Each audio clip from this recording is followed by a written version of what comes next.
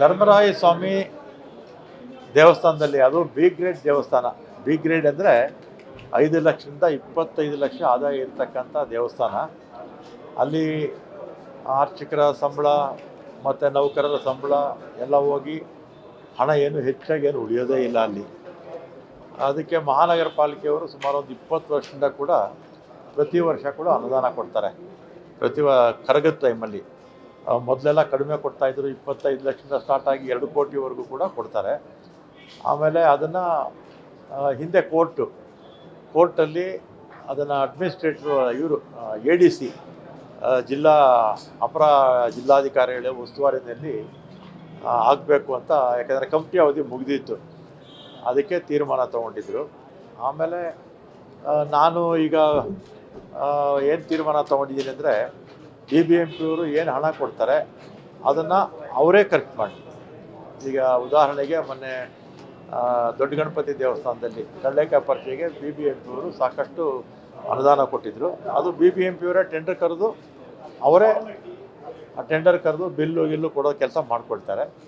ಈ ಸಲ ನಾನು ಮಹಾನಗರ ಪಾಲಿಕೆ ಆಯುಕ್ತರಿಗೆ ಪತ್ರ ಬರೆದು BBMP ವತಿಯಿಂದನೇ ಅಲ್ಲಿ ಏನು ಅರೇಂಜ್ಮೆಂಟ್ಸ್ ಮಾಡಬೇಕು ಅವರೇ ಟೆಂಡರ್ ಕರೆದು ಅವರೇ ಮಾಡಿ ಅವರೇ ಬಿಲ್ ಕೊಡಲಿ ಅಂತ ಸೂಚನೆಯನ್ನು ಅವರಿಗೆ ಕೊಡ್ತೀನಿ. ಮತ್ತು A ಗ್ರೇಡು B ಗ್ರೇಡ್ ಟೆಂಪಲ್ಸಲ್ಲಿ ಈ ಹುಂಡಿ ಹಣ ಎಣಿಕೆ ಮಾಡುವಂಥ ಸಂದರ್ಭದಲ್ಲಿ ಕಡ್ಡಾಯವಾಗಿ 4-5 ಜನ ವ್ಯವಸ್ಥಾಪನಾ ಸಮಿತಿ ಸದಸ್ಯರು ಇರಬೇಕು, ಅಧ್ಯಕ್ಷರು ಇರಬೇಕು, ಮತ್ತು CC ಕ್ಯಾಮ್ರಾ ಇರಬೇಕು ಅಂತ ಕಡ್ಡಾಯ ಇರುತ್ತೆ. ಆದರೂ ಕೂಡ ಇಷ್ಟೆಲ್ಲ ಇದ್ದರೂ ಕೂಡ ಅದು ಹೇಗೆ ಕಣ್ಮರೆ ಆಯಿತು ಮತ್ತು ಹೇಗೆ ಅದು ಹುಂಡಿಗೆ ಬಂತು ಅನ್ನೋದನ್ನು ತನಿಖೆ ಮಾಡಿ ಅಂತ ನಮ್ಮ ಆಯುಕ್ತರಿಗೆ ಸೂಚನೆ ಕೊಟ್ಟಿದ್ದೆ. ತನಿಖೆ ಆಗುತ್ತೆ.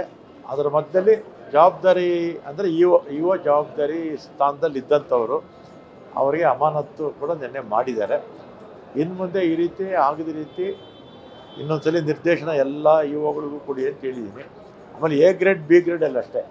A ಗ್ರೇಡು ಟೆಂಪಲ್ಸಲ್ಲಿ B ಗ್ರೇಡ್ ಟೆಂಪಲ್ಸಲ್ಲಿ ಮಾತ್ರ ಈ ರೀತಿ. C ಗ್ರೇಡ್ ಟೆಂಪಲ್ಸಲ್ಲಿ ಆದಾಯ ಕಡಿಮೆ ಇರೋದ್ರಿಂದ ಅಲ್ಲಿರ್ತಕ್ಕಂಥ ಆರ್ಚಕರೇ ಅದೆಲ್ಲ ನೋಡ್ಕೊಂಡು ಹೋಗ್ತಾರೆ. ಮತ್ತು ಆಯಾ ದೇವಸ್ಥಾನದ ಹಣ ಆಯಾ ದೇವಸ್ಥಾನದ ಅಕೌಂಟಲ್ಲೇ ಇರುತ್ತೆ. ಇನ್ನು ಮುಂದೆ ಈ ರೀತಿ ಆಗದ ರೀತಿ ನೋಡ್ಕೊಳ್ಳಿ ಅಂತ ಹೇಳಿದ್ದೀನಿ.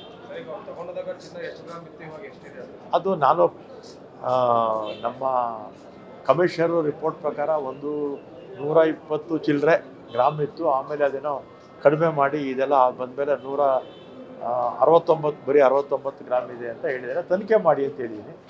ತನಿಖೆ ಆದಮೇಲೆ ಸ್ಪಷ್ಟವಾಗಿ ಬರುತ್ತೆ. ಅದೇ ಗೊತ್ತಿಲ್ಲ, ಅದಕ್ಕೆ ತನಿಖೆ ಮಾಡಿ ಅಂತ ಹೇಳಿದ್ದೀನಿ. ತನಿಖೆ ಮಾಡಿದಾಗ ಸ್ಪಷ್ಟತೆ ಸಿಗುತ್ತೆ. ಆಮೇಲೆ ಯಾರು ದಾನ ಕೊಟ್ಟಿರ್ತಾರಲ್ಲ ಅವ್ರಿಗೆಲ್ಲ ಗೊತ್ತಿರುತ್ತೆ, ಈಗ ತೂಕ ಎಷ್ಟಿದೆ ಅಂತ ಗೊತ್ತಿರುತ್ತೆ. ಯಾರೇ ತಪ್ಪು ಮಾಡಲಿ ಕ್ರಮ ಅಂತೂ ತಗೊಳ್ತೀವಿ. ಮತ್ತು ಮಹಾನಗರ ಪಾಲಿಕೆ ಏನು ಪ್ರತಿ ವರ್ಷ ಹಣ ಕೊಡುತ್ತೆ,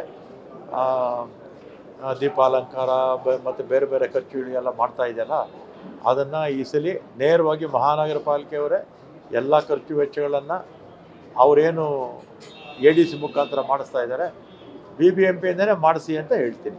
ದೊಡ್ಡ ಗಣಪತಿ ದೇವಸ್ಥಾನದಲ್ಲೂ ಅಷ್ಟೇ ಎಲ್ಲ BBMP ಅವರೇ ಮಾಡಿದ್ರು. ಅಲ್ಲಿ ದೇವಸ್ಥಾನದ ಆವರಣದೊಳಗಡೆ ಮಾತ್ರ ಮುಜಾಲಿಂದವ್ರು ಮಾಡ್ತಾರೆ. ಇಲ್ಲೂ ಅಷ್ಟೇ ಧರ್ಮರಾಯ ಸ್ವಾಮಿ ಟೆಂಪಲ್ನಲ್ಲಿ ದೇವಸ್ಥಾನದ ಆವರಣದ ಒಳಗಡೆ ಮಾತ್ರ ಮುಜರಾಯಿ ಇಲಾಖೆಯವರು, ಅಂದರೆ ಅಲ್ಲಿರ್ತಕ್ಕಂಥ ವ್ಯವಸ್ಥಾಪನಾ ಸಮಿತಿ, ಈ ವ್ಯವಸ್ಥಾಪನಾ ಸಮಿತಿ ಬಂದಿದೆ, ಈಗ ಅಧ್ಯಕ್ಷರ ಆಯ್ಕೆ ಆಗಬೇಕು, ಅವರು ಉಸ್ತುವಾರಿಯಲ್ಲಿ ನಡ್ಕೊಂಡು ಹೋಗುತ್ತೆ. ಉಳಿದಾಗೆ BBMP ಅವರೇ ಮಾಡಲಿ, ಖರ್ಚು ವೆಚ್ಚಗಳೆಲ್ಲ ಅವರೇ ಮಾಡ್ಕೊಂಡು. A ಗ್ರೇಡು B ಗ್ರೇಡ್ ದೇವಸ್ಥಾನಗಳಲ್ಲಿ ಕಡ್ಡಾಯವಾಗಿ ಲಾಕರ್ ಇರಬೇಕು. ಆಮೇಲೆ ಅವ್ರಿಗೆ B ಗ್ರೇಡ್ ಅಂದರೆ 5 ಲಕ್ಷದಿಂದ 25 ಲಕ್ಷದವರೆಗೂ ಆದಾಯ ಇರುತ್ತೆ ಪ್ರತಿ ವರ್ಷ. ಒಂದು ಲಾಕರ್ ತೊಗೊಳಕ್ಕಾಗಲ್ವಾ? ಲಾಕರ್ ತಗೋಬೇಕು, ಕಡ್ಡಾಯವಾಗಿ ಲಾಕರ್ ತಗೊಳ್ಳಿ ಅಂತ ಇರುತ್ತೆ. ಬಹುತೇಕ ಎಲ್ಲ ಇದೆ, ಇಲ್ಲೇನೋ ಇದೆಯೋ ಎಲ್ಲೋ ಗೊತ್ತಿಲ್ಲ, ತಿಳ್ಕೊಂಡು ಹೇಳ್ತೀನಿ.